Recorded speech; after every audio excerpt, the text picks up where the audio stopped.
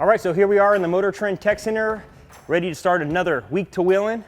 Next to me is Christian, and Christian, why don't you tell us what we have here? We got a 97 Wrangler, the TJ model, so this is a good entry-level option. If you can't afford like an 07 and newer Wrangler, you can pick up one of these for about half the price and get dirty with it. Now, is this something you can bolt stuff on and still do all the good stuff you would with the higher-end Jeep? Yeah, there's still a lot of aftermarket support, so we're gonna start off with some high-quality, strong Rampage bumpers. We got a front one and a rear one with the tire carrier. We're gonna do some EBC brakes on some aftermarket axle assemblies. We've got Kenda tires and 35-inch flavor, and we're gonna do a MetalCloak lock and load long arm system on this. Full suspension replacement. It's gonna be killer. Inside, we've got some Procar by Scat seats, so we don't fall out of this thing when we're wheeling the snot out of it. We've got some Bushwhacker fender flares, keep us nice and legal and cover those bigger tires. And then we've got some Durabak on the inside here. Well, yeah, well, technically, like I said, we have 7 days to do this build. So we took 2 of the days before this week to do this liner. Protectant, you can wash it out, and you're probably going, why'd you choose that color? Well, it's simple. It matches my shoes. So, with that said, now we're gonna show you exactly how we got to where we're at.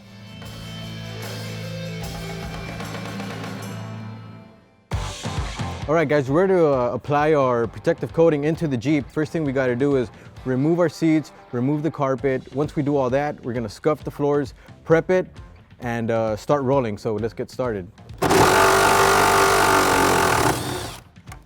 Two bolts in the back, 2 bolts in the front.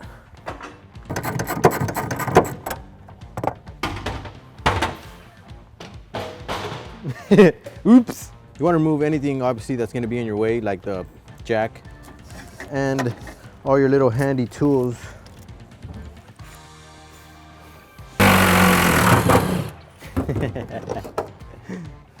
All right, so for your rear seat, your brackets that actually lock down the seat, you want to mark the bracket before you remove it. You got to take it off, it's in the way. So what you want to do is just grab a paint marker of any kind, just mark around it as so, and you'll be good, because this is where you're going to want to place the bracket back into its place, so you're going to know where it's positioned no matter what. Slip this right out.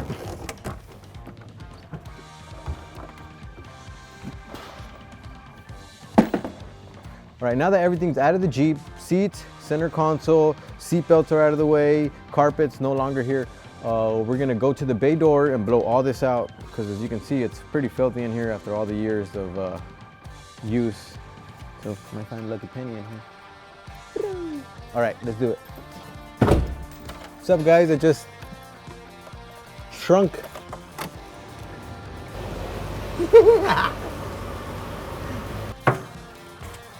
This is how you do it.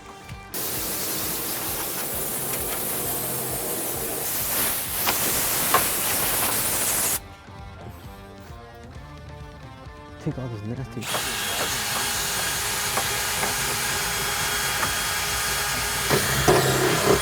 Gotta get rid of that grime. All right, we blew all the dirt out of the Jeep outside, so it's nice and clean. Now it's time for the final prep, and we're gonna use Durabak cleaning solvent, so let's get to it.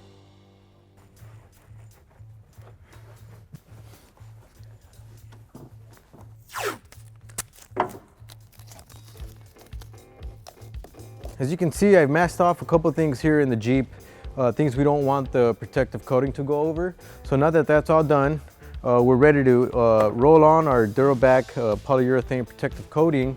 And it came with these little sponges here. So we're gonna roll it on. The handle isn't included, so you might have to go get that. But one thing you don't wanna do, you don't wanna shake this, because it can cause pressure inside the can when you open it, causing a big spill and might even get hurt. So they recommend you stirring it. So we're gonna pop this open and stir it up, lay it down, let it cure, and we might come back for another coating. You wanna make sure you stir it well. Okay, that should be good enough, I think, for now. So you dip it in, you strain it, and start rolling away. So let's get this thing started. So it rolls on pretty nice. I mean, it's not thick and crazy. See what I would do, I would just come in, do one layer at a time, come back and do another. I'll repeat that process a little bit, and then let it all dry for tomorrow, and then give it another one probably. So Christian's got about a half day of work in this Jeep. A couple hours for prep, a couple hours for application. It's texturized, it'll be protected once it's dry. Go out to the desert, get it dirty, wash it out. How we looking? I think we're wrapped up. Cool, let's get out of here. Straight back. Hang on. Mine's right here, I'm good. All right. All right, I'm gonna go up. All right, so we're lifted, locked it, and loaded. Christian, what do we got going today? Well, pretty much everything from the frame down on this Jeep is either weak, worn out, or just not what we're looking for. So we're gonna strip everything and then start with the suspension install. Great, so we got a little bit of work to do. We can get done today, so why don't we get going? Grab some tools.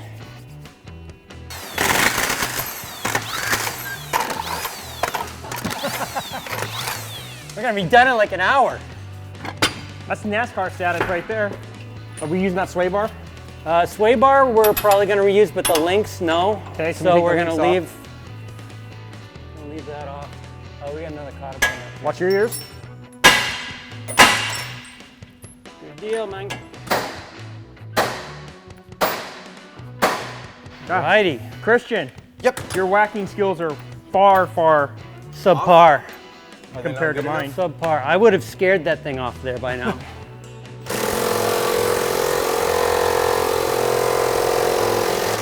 You don't like that.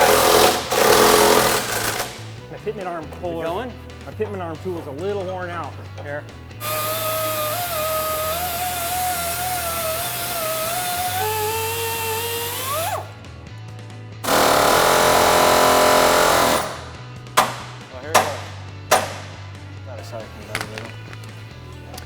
Yeah, that's why I got loose. Whoa, victory. Look at that, dude. You are the man. Smarter than the average Ranger. So now, as soon as I get this drive shaft off and we get the calipers off, that caliper can come off and get hung, that one. And then afterwards, we can take the suspension and axle out as a unit.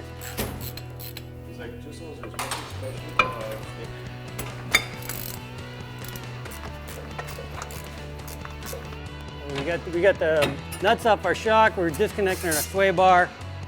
Track bar is off. We get the steering disconnected. Now we just take the bolts out of the control arms.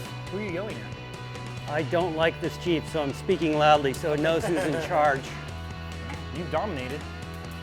Hopefully this goes into the oil pan. Coming out.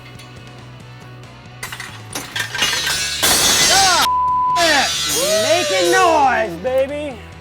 Bring it down. Look out. Bring it down. Or is that it? That's it. Okay. Sorry, Steve. There. Now let's call AAA. We'll just bring this straight outside. We're going to defile the rear the same way we just defiled the front. We're just going to rip it all out and toss it on the pallet for the local scrap guy to come haul away. So this is a Dana 35 rear axle. They're barely adequate with stock tires, so we're just not going to retain this thing.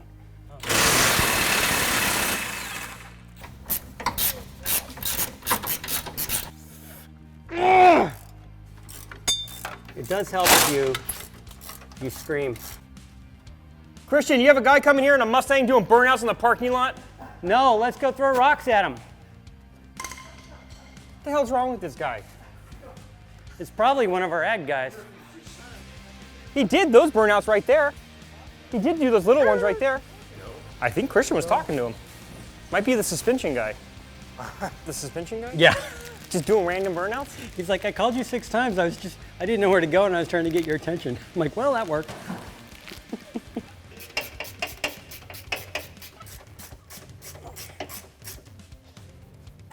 Boom. Got it. Alrighty. All right, take her out. Come this way, Chris. Paperweight coming through.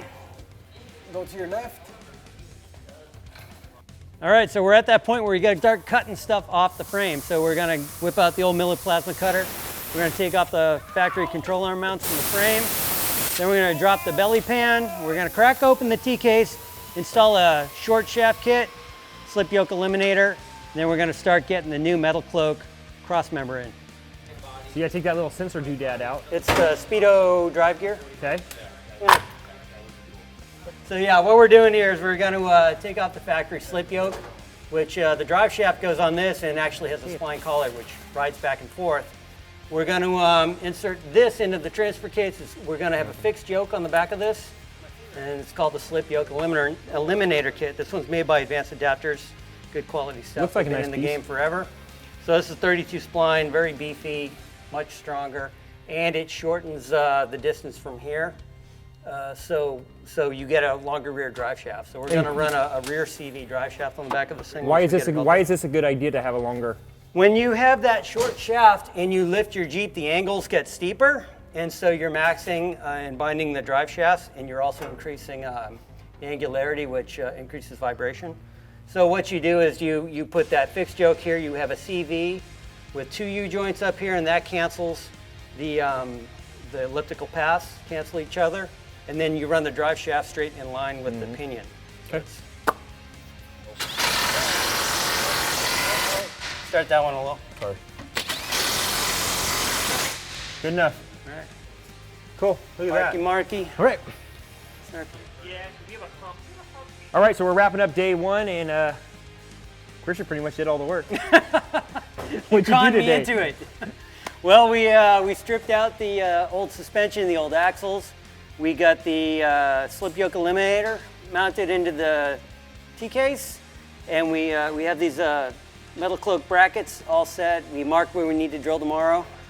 Ran out of tools. Yep. We need to get a hole saw. So tomorrow we're going to come back, hit it hard. We'll take these off, do some drilling, some welding, some assembling, and we should get this as far as we can take it until the axles show up. Yeah, so tomorrow we'll wrap up everything other than the axles on the suspension side, and we're looking pretty good for day one. So let's get out of here, get some rest, and get back at it. A lot of work, man.